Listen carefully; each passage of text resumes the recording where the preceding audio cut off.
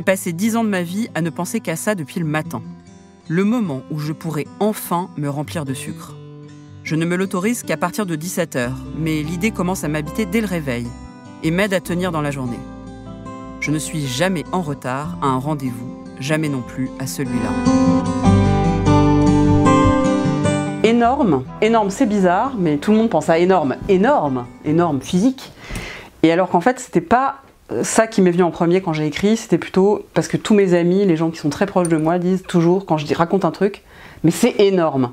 Et donc c'est un peu devenu presque une blague. Et c'est vrai que dans ma vie il y a beaucoup de choses qui sont énormes. Et en plus, de fait ça correspondait bien avec le fait que j'étais devenue énorme. Mais ça c'est très subjectif, ça veut rien dire. Donc c'était plutôt sur l'expression c'est énorme.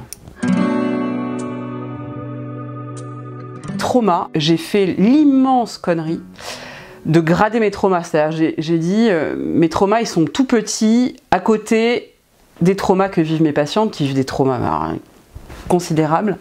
Donc ne faites jamais ça. Il n'y a pas d'échelle dans le trauma. À partir du moment où il y a un trauma, et il ne faut pas le mettre sous le tapis aussi. Moi, j'avais tout mis sous le tapis, je pensais que j'étais plus forte que tout le monde. Et j'avais un gros tapis, très soulevé, plein de traumas. Très mauvaise idée. Très mauvaise idée. Sevrage. Est-ce qu'il y a de l'addiction au sucre existe? Pendant l'instant, la science dit que non. Mais peut-être que dans 10 ans, elle dira que oui. En tout cas, moi, j'ai eu un syndrome de sevrage au sucre extrêmement violent, extrêmement fort, extrêmement prolongé. Et heureusement, j'en suis sortie. Et j'ai tellement peur, parce que j'ai eu des sensations tellement désagréables, que je peux pas toucher au sucre, alors que ça se trouve, en fait, je serais peut-être guérie, que je pourrais en fait manger des sucres rapides. Mais pour l'instant, j'ai peur.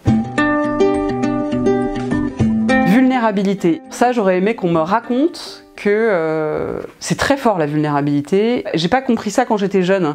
La vulnérabilité, c'est un truc de faible, etc. Mais c'est beaucoup ce qu'on raconte.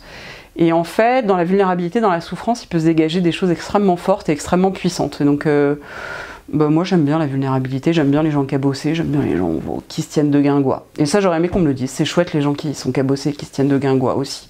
Même s'il faut pas qu'ils souffrent trop, évidemment. L'enregistrement des normes, ce qui m'a le plus marqué, c'est que moi je pleurais à certains moments où les gens qui étaient en face en régie ne pleuraient pas. Et l'inverse, j'entendais des fois les gens pleurer et moi ça ne m'émouvait pas du tout. Alors ça m'a beaucoup interloqué, je me suis demandé pourquoi. Mais ça c'est étonnant comme quoi on ne maîtrise pas du tout. Quand on écrit, on ne sait pas du tout comment ça va être reçu et c'est la preuve. Et si je faisais complètement fausse route? Et si tout ça c'était dans ma tête? Et si je m'infligeais ce sevrage pour rien? Et si tous ceux à qui j'en parle depuis des années avaient raison? Il faut réduire, juste un goûter et un dessert, c'est bien. Ils n'entendent pas que je ne peux pas. Pendant toutes ces années, je suis incapable de taper du poing sur la table en affirmant que mon intuition est la bonne, que mon problème est le sucre, que j'y suis complètement accro comme on l'est à l'alcool ou à l'héroïne.